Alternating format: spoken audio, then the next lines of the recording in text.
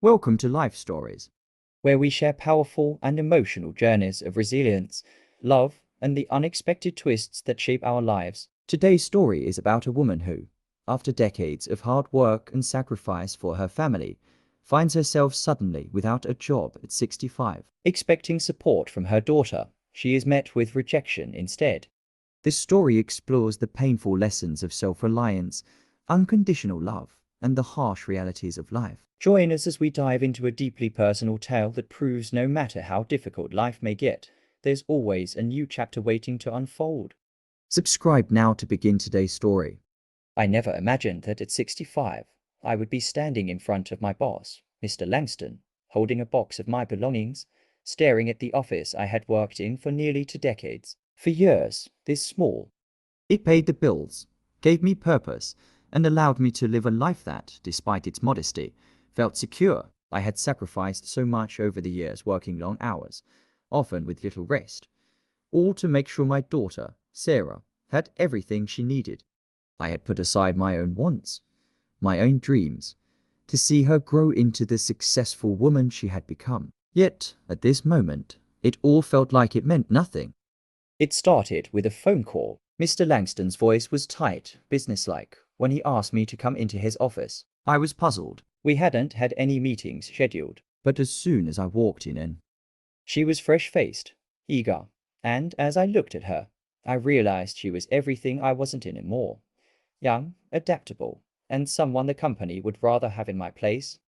Carol, can we talk? Mr. Langston asked, avoiding my gaze. His eyes darted between his computer screen and the papers on his desk, not once meeting mine. It was as if he couldn't look at me long enough to see the woman I had been to this firm for the last 20 years. As I sat down, I felt a cold knot in my stomach. My heart raced, and the office, which had always felt like home, now felt like a cold, indifferent place. He spoke the words I feared, words I never am. You've been a dedicated employee, Carol, but we need someone with a fresher image. Someone who can adapt to new technology. Fresher image. The words hung in the air like a slap in the face. It wasn't just about new technology. It wasn't about how I had worked hard to adapt, even when it meant struggling with the new digital systems. I had learned how to schedule meetings on a computer calendar, something I had never imagined doing when I started at the firm. I had stumbled through emails and tried my best to organize files digitally when all I wanted was to hold onto the familiar paper folders. But none of that mattered. I wasn't young enough, fast enough, or more cruelly useful enough anymore. Here's your severance check, he continued, pushing the envelope towards me, his voice flat, rehearsed. It should help you transition, but we feel this is the best move for the firm. We'll give you some time to pack up your things. My hands shook as I took the check, feeling the weight of my years of service slip through my fingers. I had dedicated my life to this place, to this job, to providing for Sarah. And now, just like that, I was disposable.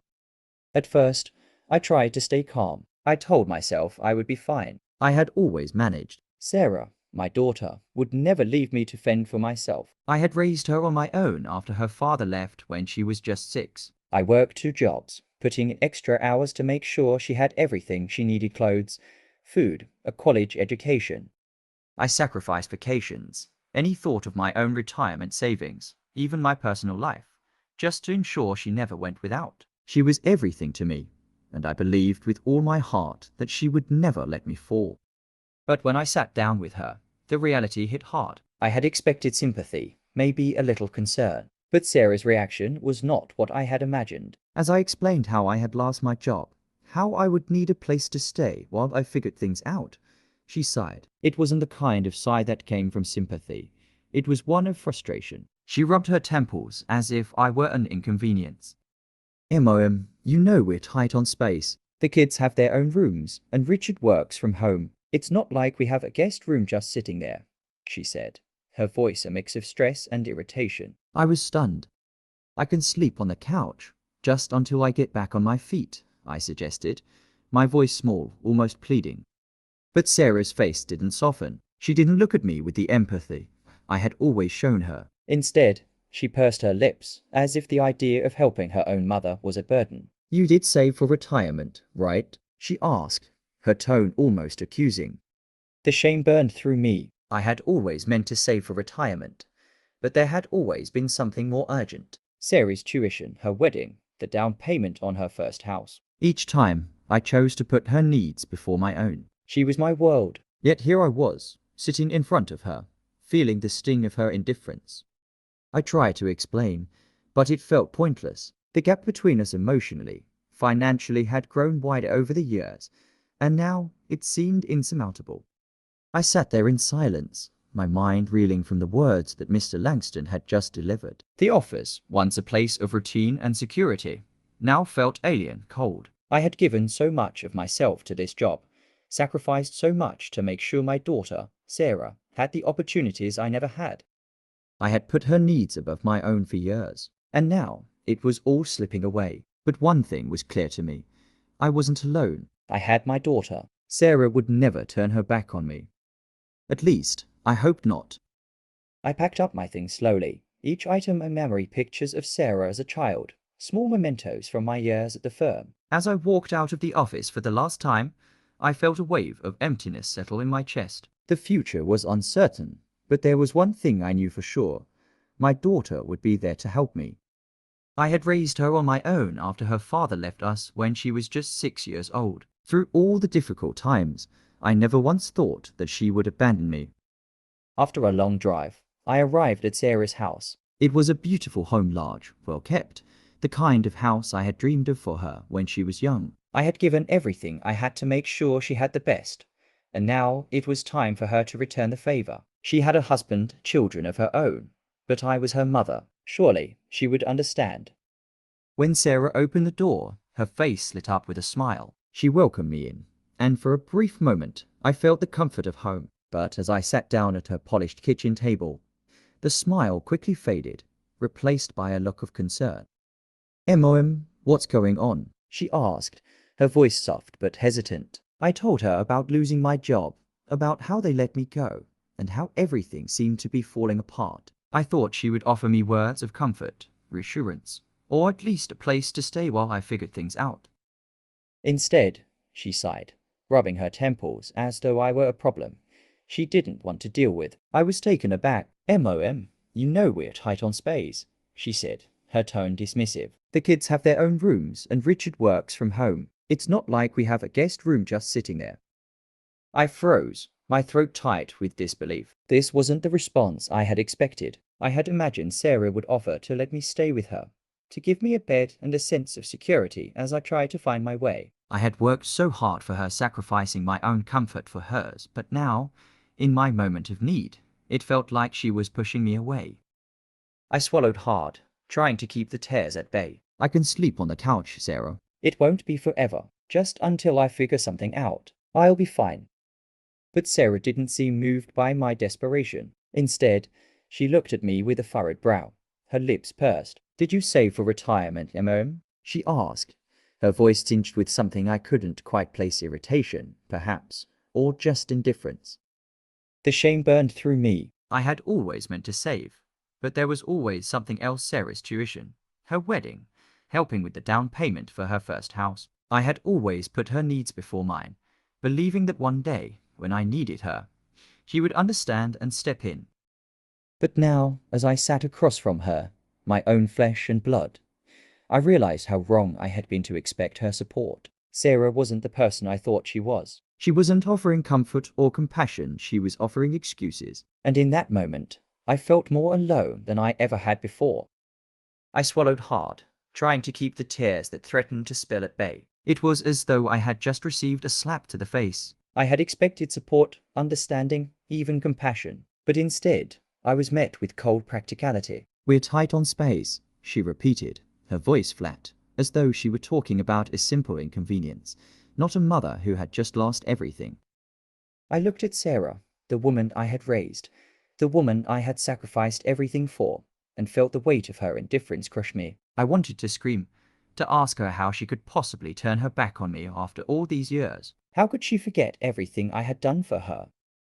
The nights I had worked 2 jobs just to ensure she had the best education, the holidays I had missed, the vacations I had sacrificed, my own retirement savings all spent on her tuition, her wedding, the down payment on her house. I had always put her first, but now when I needed her, I was just another burden.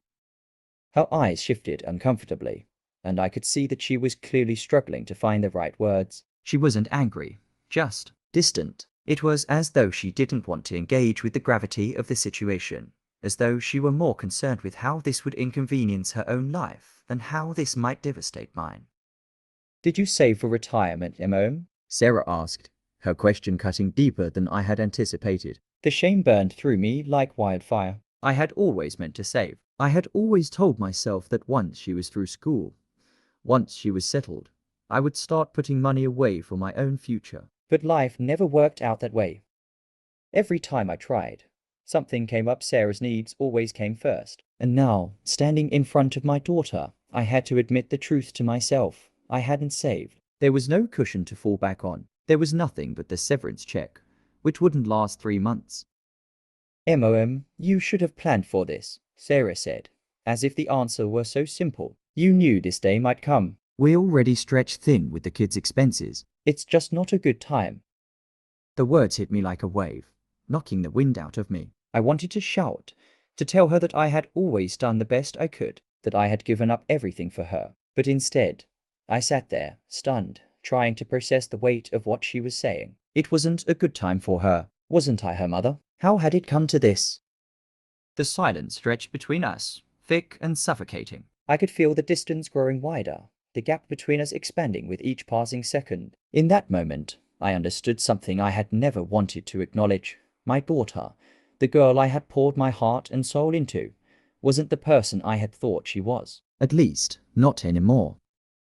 I tried to speak, but the words felt stuck in my throat. What could I say? How could I possibly make her understand? But as I sat there, I realized that maybe she didn't need to understand.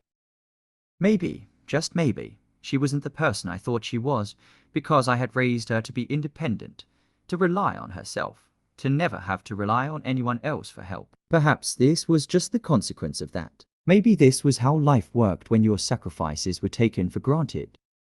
As I left Sarah's house that night, I felt a profound sense of loss, not just for the job that I had loved, or for the future I had imagined, but for the relationship with my daughter that I had held so dearly. I wasn't just homeless. I felt emotionally homeless too. And it was a kind of emptiness that no severance check, no job, and no material possession could ever fill. As I sat there, the silence between us unbearable, I realized something I hadn't wanted to admit. Sarah was no longer the little girl I had raised. She was an adult with her own life, her own priorities, and I was now a distant figure, someone who no longer fit neatly into her carefully curated world. It wasn't that she didn't love me, no, it wasn't that. But love had somehow become conditional, based on convenience. The sacrifices I had made for her seemed to have faded in her memory, overshadowed by her own struggles, her own busy life. In that moment, I understood that life doesn't always follow the script we write for it. But even as the hurt of her rejection settled in, a flicker of hope stirred within me. The world may have changed, and the people in my life may not always respond as I had hoped, but I was still here. I was still capable of moving forward. I had lost my job. I had faced rejection from the one person I thought would always stand by me, but I was not defeated. In the days that followed, I realized that the journey ahead would be tough, but it would be mine to navigate. I started to look at the future not through the lens of what I had lost, but through the potential of what I could still achieve. Life had stripped me bare, but it had also shown me that I could rebuild on my terms. And maybe, just maybe, this was the beginning of a new chapter. Thank you for following this story. If you'd like to hear more life stories and lessons learned along the way, make sure to subscribe to our channel for new videos.